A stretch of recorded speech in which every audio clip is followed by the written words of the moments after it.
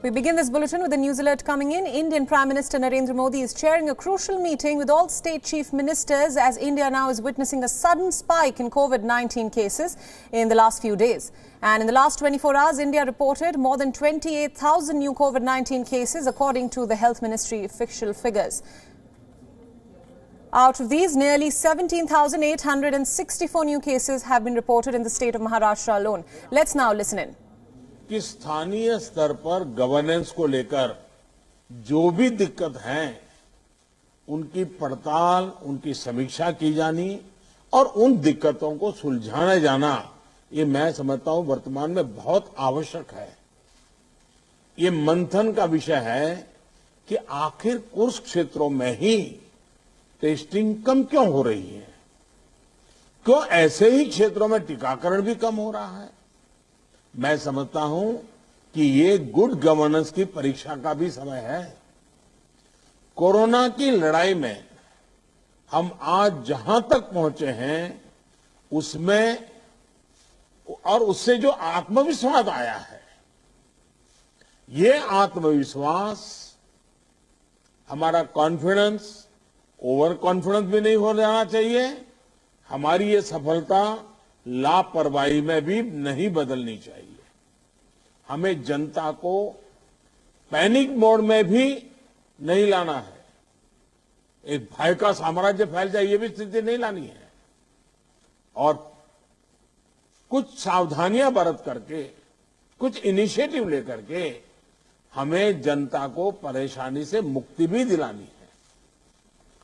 अपने प्रयासों में हमें अपने पुराने अनुभवों को शामिल करके रणनीति बनानी होगी। हर राज्य के अपने अपने प्रयोग हैं, अच्छे प्रयोग हैं, अच्छे इनिशिएटिव हैं। कई राज्य दूसरे राज्यों से नए नए प्रयोग सीख भी रहे हैं। लेकिन अब एक साल में हमारी गवर्नमेंट मशीनरी को नीचे तक ऐसी स्थितियों में कैसे काम करना, करीब करीब ट्रेनिंग हो चुकी है। अब हमें प्रोएक्टिव होना जरूरी है। हमें जहां जरूरी हो, और ये मैं आग्रहपूर्वक कहता हूं, माइक्रो कंटेनमेंट जोन बनाने का विकल्प भी किसी भी हालत में ढिलास नहीं लानी चाहिए। इस पर बड़े आग्रह से काम करना चाहिए। जिलों में काम कर रही पैंडेमिक जो रिस्पांस टीम्स को कंटेनमेंट और सर्वेलेंस एसओपीस, इसकी रीओरिएंटेशन की आवश्यकता हो, वो भी किया जाना चाहिए। फिर से एक बार 4 घंटे 6 घंटे के लिए बैठ करके चर्चा हो, हर लेवल पे चर्चा हो, सेंसिटाइज भी करेंगे, पुरानी चीजें याद भी करा देंगे और गति भी ला सकते हैं। और इसके साथ ही टेस्ट, ट्रैक और ट्रीट, इसको लेकर भी हमें उतनी ही गंभीरता की जरूरत है जैसे कि हम पिछले 1 साल से करते आ रहे हैं।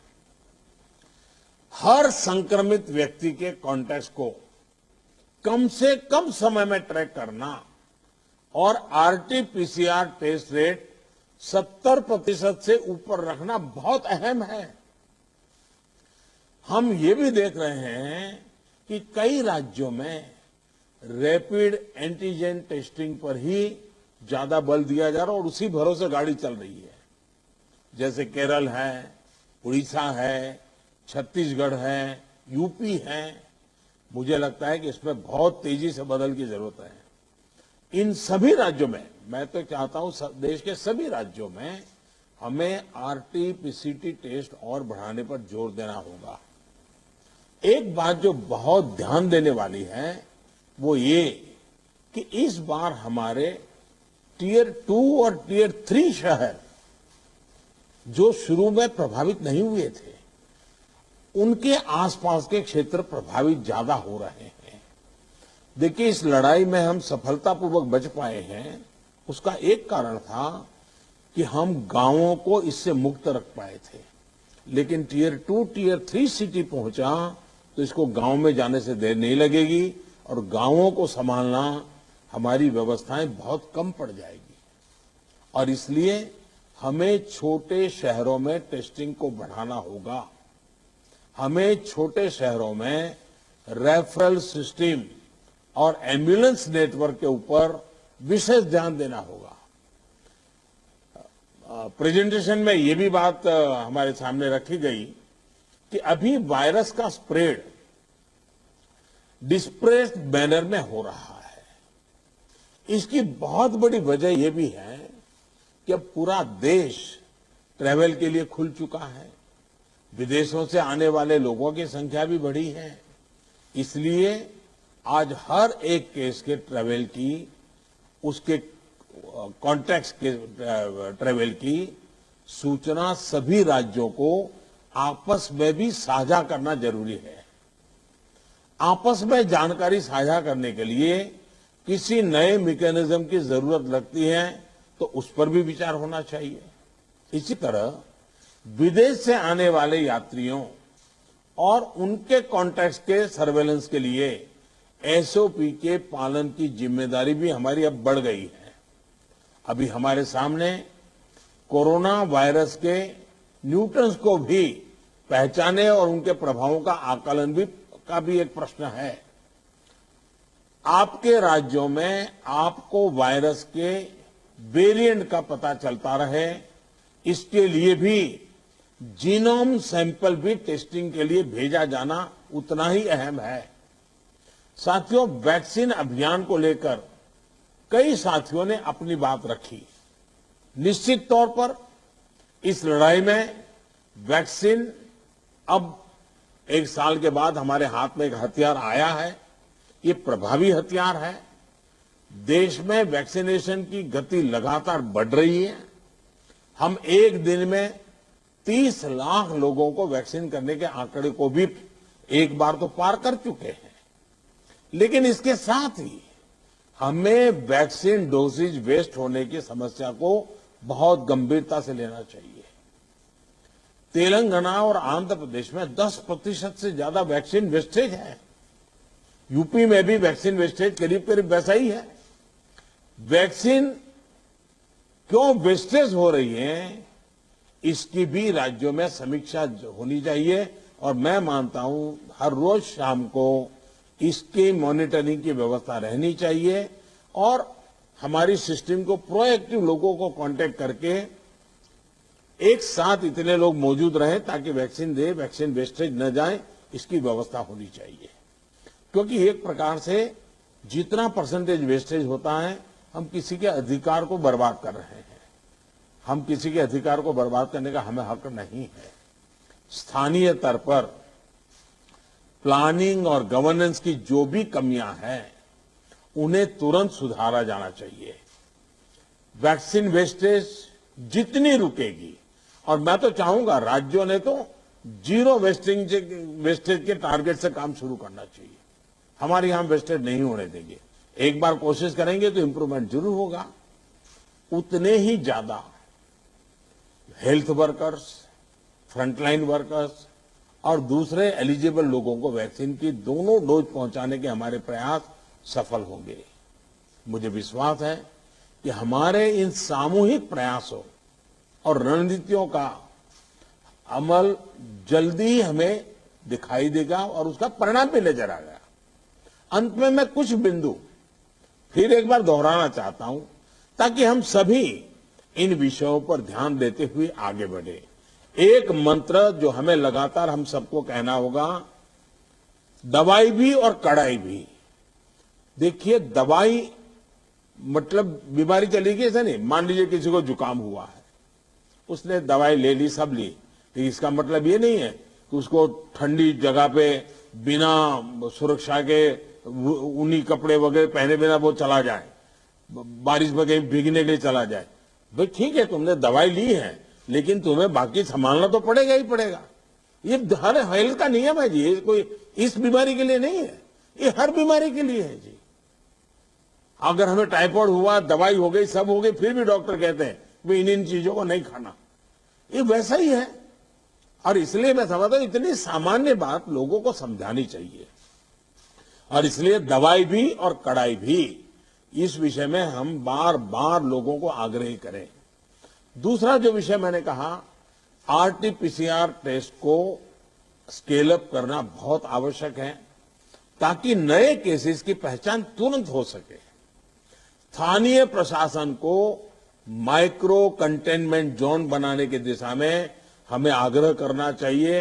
वो वहीं पर काम तेजी से करें, हम बहुत तेजी से रोक पाएंगे, ताकि संक्रमण का दायरा फैलने से रोकने में वो मदद करेगा। वैक्सीन लगाने वाले केंद्रों की संख्या बढ़ाने की आवश्यकता है।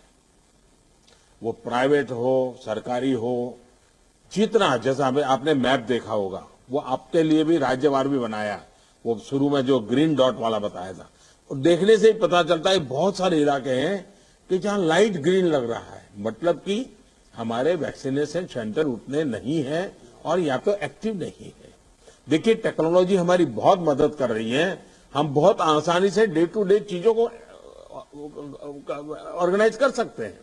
इसका हमें फायदा तो लेना है, लेकिन उसमें उसके आधार पर हमें इंप्रूवमेंट करना है। हमारे जितने सेंटर्स प्रोएक्टिव होंगे, मिशन मोड में काम करेंगे, वेस्टेज भी कम होगा, संख्या भी बढ़ेगी और एक विश्वास तुरंत बढ़ेगा। मैं चाहता हूं कि इसको बल दिया जाए। साथ ही एक बात हमें ध्यान रखनी होगी, क्योंकि ये वैक्सीन निरंतर प्रोडक्शन हो रहा है और जितना जल्दी हम इससे बाहर निकले हमें निकलना है, अदरवाइज ये 1 साल, 2 साल, 3 साल तक खींचता चला जाएगा। एक मुद्दा है वैक्सीन की एक्सपायरी डेट। हमें ध्यान रखना चाहिए कि जो पहले आया है उसका पहले उपयोग हो, जो बाद में आया है उसका बाद में उपयोग हो। अगर जो बाद में आया हुआ हम पहले उपयोग कर लेंगे तो फिर एक्सपायरी डेट और वेस्टेज की स्थिति बन जाएगी। और इसलिए मुझे लगता है कि अवॉइडेबल वेस्टेज से तो हमें बचना ही चाहिए। हमें पता होना चाहिए कि ये लॉट हमारे पास जो है इसकी एक्सपायरी डेट ये है, हम सबसे पहले इसका उपयोग कर लेंगे, ये बहुत जरूरी है। और इन सभी बातों के साथ इस संक्रमण के फैलाव को रोकने के लिए जो मूलभूत कदम है, जैसा मैं कहता हूं, दवाई भी और कड़ाई भी, मास्क पहनना है, 2 गज की दूरी बनाए रखना है, साफ सफाई का ध्यान रखना है, पर्सनल हाइजीन हो या सोशल हाइजीन, पूरी तरह उसको बल देना पड़ेगा। ऐसे कई कदम जो पिछले 1 साल से हम करते आए हैं, फिर से एक बार उसको बल देने की जरूरत है, फिर से इस बार आग्रह करने की जरूरत है। उसमें हमें कड़ाई करनी पड़े तो करनी चाहिए। जैसे हमारे कैप्टन साहब कह रहे थे कि हम कल से एक बड़ा कड़ाई करने का मूवमेंट चला रहे, अच्छी बात है। मुझे लगता है कि हम सबने इस दिशा में हिम्मत के साथ करना पड़ेगा। मुझे विश्वास है कि इन विषयों पर लोगों की जागरूकता बनाए रखने में हमको सफलता मिलेगी। मैं फिर एक बार आपके सुझावों का लिए धन्यवाद करता हूं, और भी जो सुझाव है आप जरूर भेजिए। जो हॉस्पिटल के विषय में जो आज चर्चा निकली है, आप 2-4 घंटे में ही सारी जानकारी दे दीजिए, ताकि मैं शाम को 7-8 बजे के आसपास मेरे डिपार्टमेंट के लोगों के साथ रिव्यू करके इसमें से अगर कोई बॉटल नेक है तो उसको दूर करने के लिए कोई आवश्यक निर्णय करने होंगे तो हेल्थ मिनिस्ट्री तुरंत कर लेगी और मैं भी उस पर ध्यान दूंगा। लेकिन मैं कहता हूं कि हम अब तक जो लड़ाई जीतते आए हैं, हम सबका सहयोग है। एक हमारा कोरोना वॉरियर का सहयोग है, उसके कारण हुआ है। जनता जनार्दन ने भी बहुत कोऑपरेट किया है जी। हमें जनता से जूझना नहीं पड़ा है। हम जो भी बात लेते गए, जनता ने विश्वास किया है, जनता ने साथ दिया है और भारत विजयी हो रहा है 130 करोड़ देशवासियों की जागरूकता के कारण, 130 करोड़ देशवासियों के सहयोग के कारण, 130 करोड़ देशवासियों के कोऑपरेशन के कारण। हमें जितना जनता जनार्दन को इस विषय पर फिर से जोड़ पाए, फिर से विषय को बताएंगे, मुझे पक्का विश्वास है कि जो अभी बदलाव नजर आ रहा है, हम उस बदलाव को फिर से एक बार रोक पाएंगे, फिर से हम नीचे की तरफ ले जाएंगे, ऐसा मेरा पक्का विश्वास है। आप सबने बहुत मेहनत की है, आपके पास इसकी एक्सपर्टाइज टीम बन चुकी है। थोड़ा आप डेली 1 बार 2 बार पूछना शुरू कर दीजिए, सप्ताह में 1-2 बार मीटिंग लेना शुरू कर दीजिए, चीजें अपने आप गति पकड़ जाएगी। मैं फिर एक बार बहुत शॉर्ट नोटिस में आप सबको आज की मीटिंग मैंने ऑर्गेनाइज की, लेकिन फिर भी आपने समय निकाला और बहुत विस्तार से अपनी सारी जानकारियां दी। मैं आपका बहुत बहुत आभार व्यक्त करता हूं। धन्यवाद जी। That was the Indian Prime Minister Narendra Modi holding a meeting with the chief ministers of different states in light of the recent surge in COVID-19 cases across the country. The Indian Prime Minister made some pertinent points, asking that why was testing going down in different states across the country. He also said that this is a time where it will be a test of good governance, and it's very important for citizens as well as state governments to not let their guard down and at the same time not create panic among the population. He also said that some strong initiatives are needed to curb the surge in cases, and India must learn from its own experiences of the past day of the lockdown. He asked the state governments to be more proactive and create micro-containment zones, and that pandemic response teams need to be reorientated so that they can tackle the surge effectively.